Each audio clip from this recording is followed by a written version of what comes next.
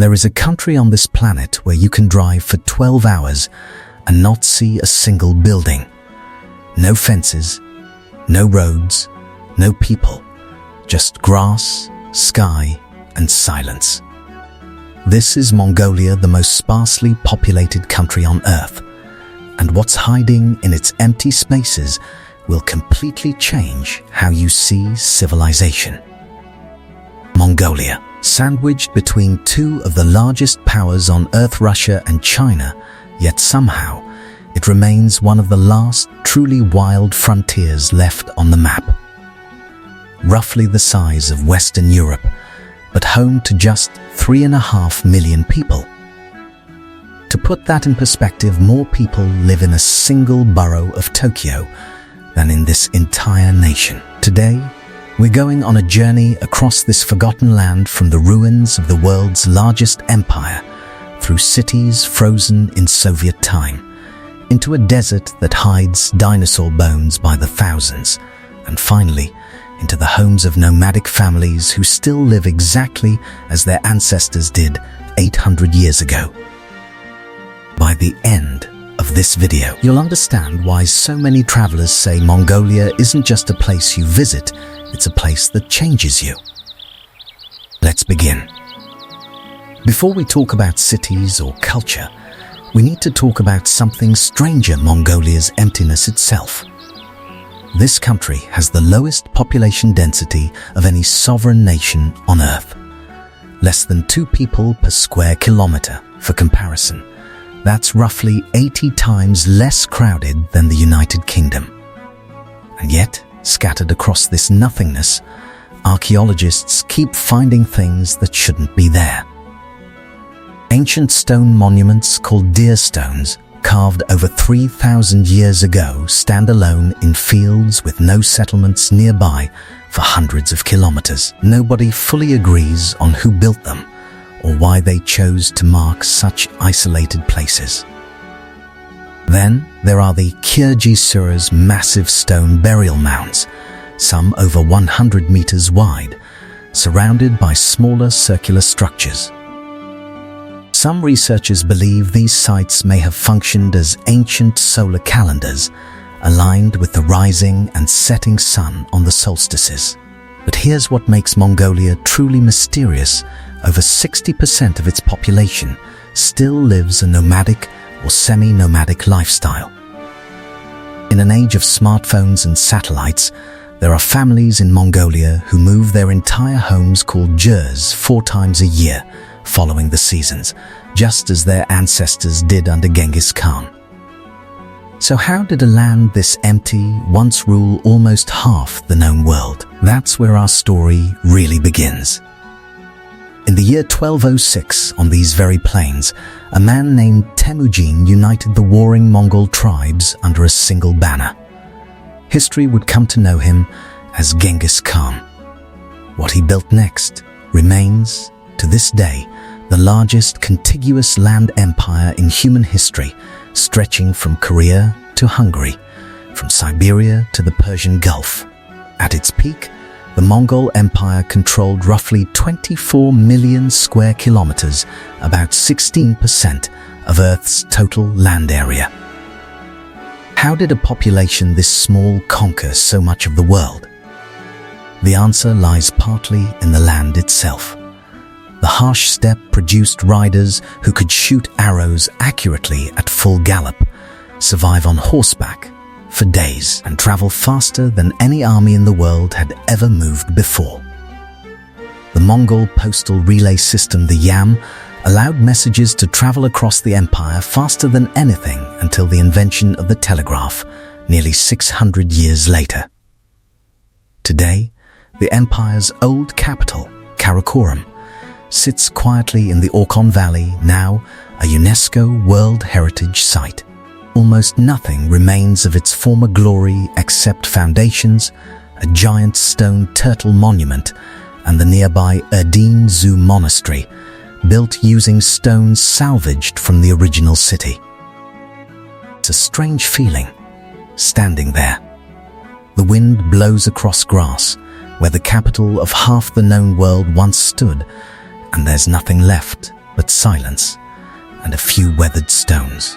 After the empire collapsed, Mongolia faded from the world stage for centuries, falling under Chinese Qing dynasty rule, then later becoming a Soviet satellite state in the 20th century. It wasn't until 1990 that Mongolia became a democracy, one of the few peaceful transitions from communism in modern history. And that brings us to modern Mongolia, a country balancing ancient nomadic traditions with a rapidly growing capital city. It's a city of contradictions.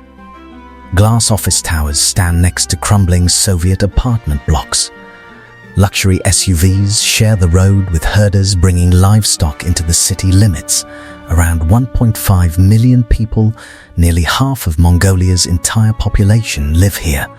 Many of them in Jur districts, sprawling neighborhoods of traditional felt tents on the city's outskirts, where families who moved from the countryside still live the only way they know how.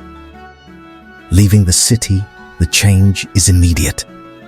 Within an hour, paved roads disappear. GPS becomes unreliable. The land opens up into rolling green hills dotted with white jurs and grazing herds of horses, sheep, goats, and the occasional double-humped Bactrian camel. Heading south for several hours, the green slowly fades to gold, then to sand. We're entering the Gobi Desert, one of the largest deserts in the world, and one of the most extreme environments on the planet, where summer temperatures can hit 45 degrees Celsius and winter can plunge to -40. In the heart of the Gobi lies the flaming cliffs of Bayanzag, a site where, in the 1920s, scientists discovered the first ever dinosaur eggs found by modern science. At sunset, these red sandstone cliffs glow like they're on fire, and walking among them, you can sometimes still find fossilized bone fragments scattered in the dirt. Further into the desert, the Kongorin Els, the singing sand dunes, rise up to 300 meters high. When the wind moves across them, the sand produces a deep, resonant humming sound that locals say can be heard from kilometers away. From here, our journey turns north toward the people who call this vast emptiness home.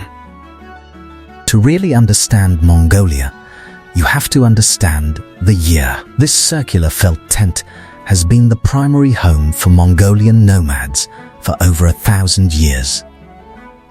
It can be assembled or disassembled in under 2 hours, essential for families who relocate up to 4 times a year, depending on the season, always searching for the best grazing land for their animals. Inside, everything has a place and a meaning. The stove sits at the center, its pipe running up through the roof, opening the only source of heat during brutal winters. The space is divided by tradition. The west side is for men and guests, the east side for women and cooking. The north holds the family's most sacred and valuable possessions.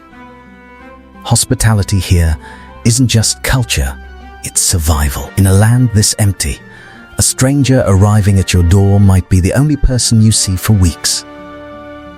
Refusing to offer food, tea, or shelter to a traveler is considered deeply shameful.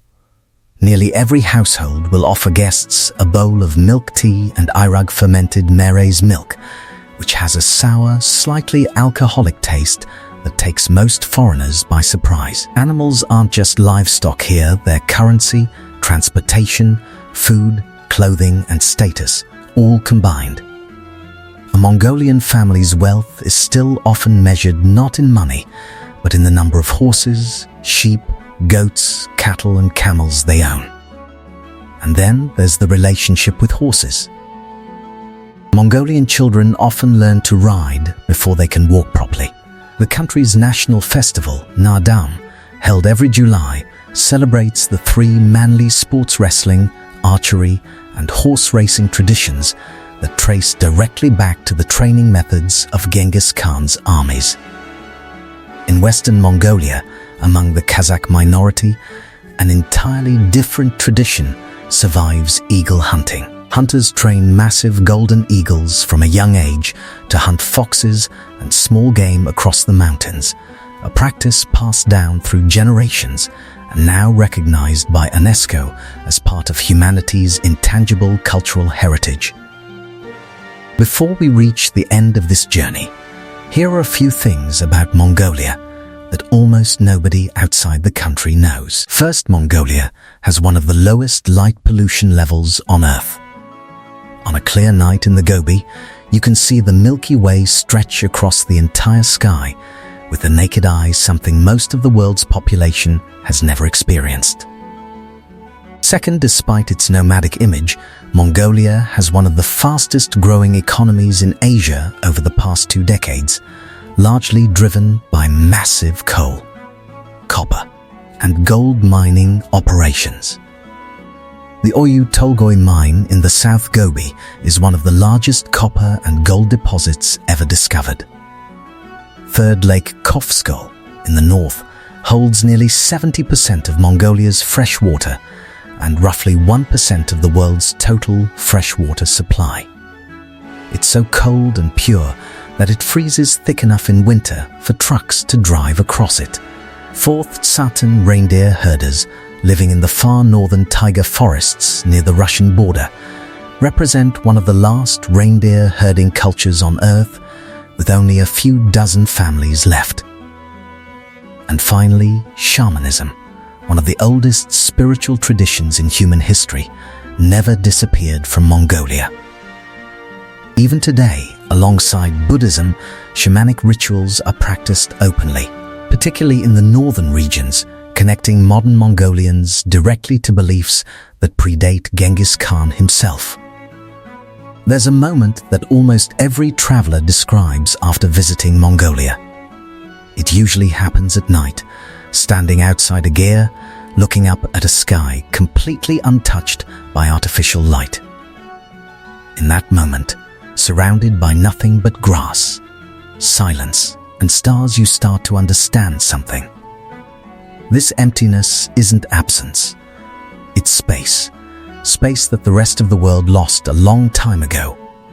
Mongolia doesn't try to impress you with monuments or skylines. It impresses you with scale, with how small you suddenly feel, and how vast everything else becomes. The empire that once ruled the world is gone. The cities have changed, but out here, on the steppe, under that same endless sky, life continues almost exactly as it always has. And maybe that's the real reason people keep coming back to Mongolia. Not to see something new, but to remember something old. If you enjoyed this journey across Mongolia, let us know in the comments which destination we should explore next, and subscribe for more journeys to the world's last untouched places.